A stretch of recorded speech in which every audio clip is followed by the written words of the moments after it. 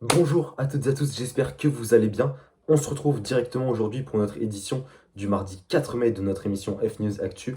Et on va commencer sans plus tarder par parler donc des matchs de Ligue des Champions qui nous attendent ce mardi soir et ce mercredi soir.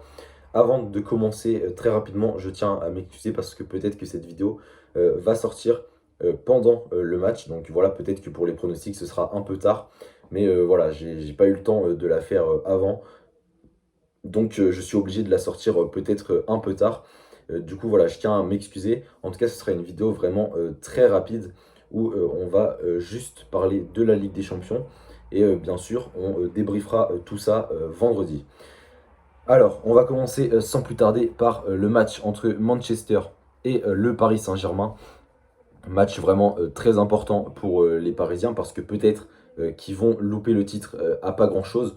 Donc ce serait dommage, en tout cas le titre de Ligue 1. Donc ce serait dommage de rater également cette Ligue des Champions qui semblait être à leur portée après avoir sorti le Bayern et le Barça, même si c'est un Barça qui était quand même un peu fragile.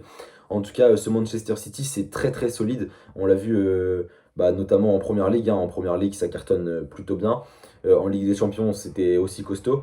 Maintenant, voilà, Paris a manqué peut-être de réussite au match aller avec 2 buts encaissés qui sont pas, voilà, c'est pas les buts de l'année, mais il fallait les mettre pour City. Donc, moi, je pense que sur ce match retour, rien n'est joué.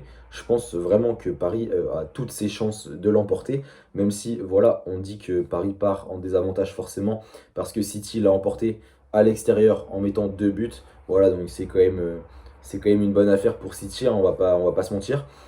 Surtout que du côté parisien, Kylian Mbappé commencera sur le banc. Voilà, il sera remplaçant. Donc ça peut peut-être jouer en défaveur des Parisiens. Idrissa Gueye, du coup, sera suspendu. Donc voilà, il y a des absents du côté du Paris Saint-Germain. En tout cas, des absents. Gueye est absent. Mbappé sur le banc. Voilà, donc ça peut peut-être peser du côté de Manchester City, cette affaire. En tout cas, Manchester, eux, ils sont au complet.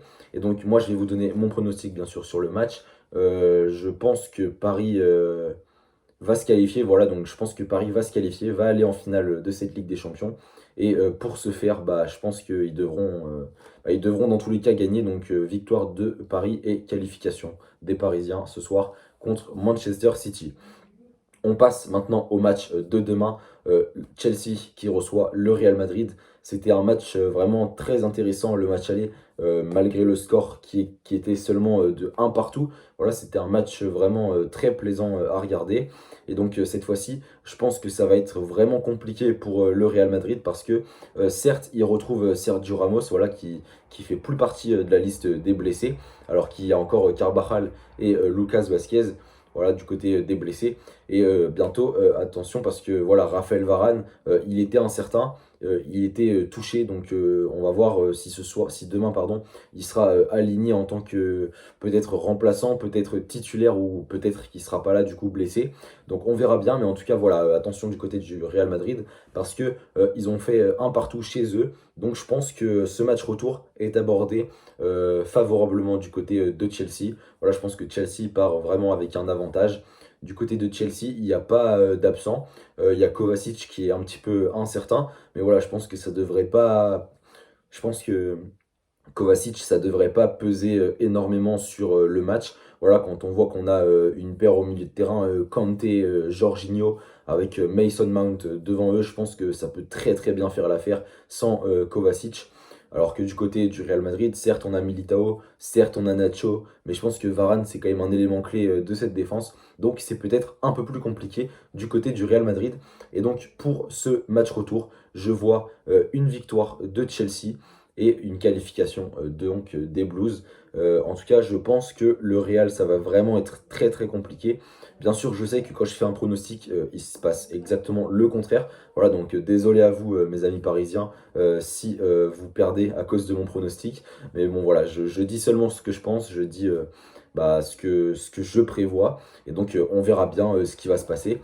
En tout cas, je pense que donc les qualifiés, ce sera le Paris Saint-Germain et Chelsea. Et franchement, on aurait une finale vraiment super intéressante avec les retrouvailles donc entre Thomas Tuchel et le Paris Saint-Germain.